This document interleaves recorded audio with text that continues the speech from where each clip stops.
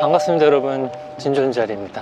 제가 요즘에 이현진 프로님과 러닝 트레이닝 코스를 하고 있는데요, 7번 정도 일주일에 한 번씩 해서 7주 동안 진행되는 코스입니다. 주로 하는 거는 러닝하는 자세, 기본적으로 우리가 뛰면서 계속 무엇을 신경을 써야 되는지, 달릴 때 제가 어떤 것들이 부족한지를 봐주고 계십니다. 제가 오늘 그 이틀 동안 배운 것들을 간단하게 한번 보여드리도록 하겠습니다. 첫 번째는 팔치기. 초보자인 저는 사실은 그 중요성에 대해서 많이 실감을 못하고 있었습니다. 선생님이 마라톤이 후반부로 갈수록 체력이 딸릴 때 몸을 앞으로 밀어줄 수 있는 수단이다 라고 하시면서 그 중요성을 굉장히 많이 강조를 하셨거든요. 팔을 칠 때는 저희가 이게 자연스럽게 치게 되잖아요. 의식적으로 조금 더 뒤쪽으로 당기는 것이 중요하다고 합니다. 많이 밀어준다 라는 걸 기억하시고, 팔이 절대로 흔들리거나 밑으로 처지거나 하게 되는데 일자로 11자로 팔치기를 하셔야 됩니다.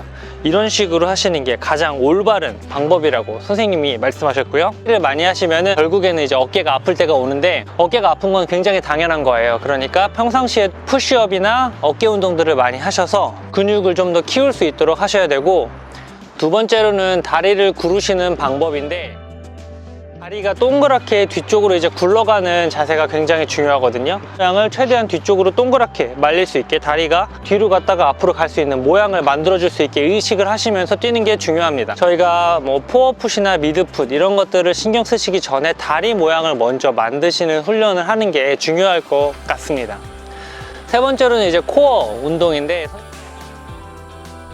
선생님이 보강 운동은 아무리 해도 지나치지 않다라는 말씀을 하셨는데, 제가 혼자서 뛴 것까지 포함을 하면 한 1년 반 정도 러닝을 했는데 코어 운동의 중요성에 대해서는 전혀 모르고 있었습니다. 근데 선생님을 만나면 거의 한 3분의 2 정도를 코어 운동만 해요. 그 다음에 이제 다시 저희가 뛰기를 시작을 하는데, 후반부로 갈수록 몸이 이제 힘들어지고, 그러면서 이제 몸이 앞으로 숙여지게 될 때 가장 중요한 게 코어의 힘으로써 몸을 앞으로 밀어주는 거라고 합니다. 저도 하프 마라톤 뛸 때 사진들을 보면 마지막에 이제 지치니까 팔도 당연히 못 치고, 다리의 구동 범위도 좁아지고, 그 다음에 엉덩이도 뒤로 빠지고, 그러다 보니까 힘도 제대로 못 받는 상황들이 많이 있거든요. 이런 식으로 몸의 움직임을 최소한으로 하면서, 저희가 이제 코어 운동이나 이런 데가 단련이 안 됐기 때문에 갖고 있는 힘들도 제대로 못 쓰고 있는 겁니다. 그러니까 뛸 때 항상 몸을 똑바로 세워놓고 엉덩이가 뒤로 빠지지 않게 해서 엉덩이 힘을 최대한 밀어서